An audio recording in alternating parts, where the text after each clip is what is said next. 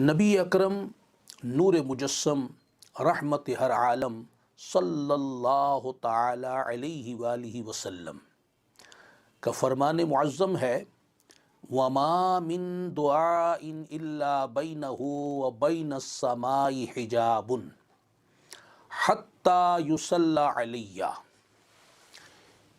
ارشاد فرمایا کوئی دعا نہیں مگر اس کے اور آسمان کے درمیان حجاب ہے، ایک پردہ ہے۔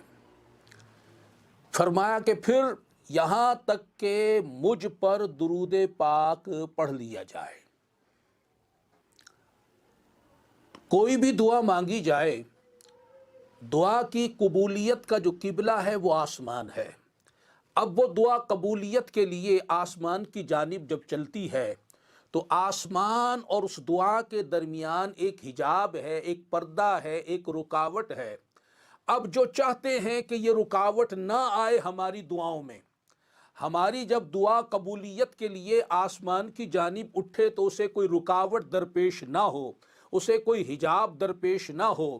رسول اللہ صلی اللہ علیہ وسلم فرماتے ہیں کہ یہاں تک کہ جب مجھ پر درود پاک پڑھ لیا جائے پھر کیا ہوتا ہے، فَإِذَا سُلِّيَ عَلَيَّ إِنْ خَرَقَ الْحِجَابُ وَصَعِدَ الدُّعَاءُ۔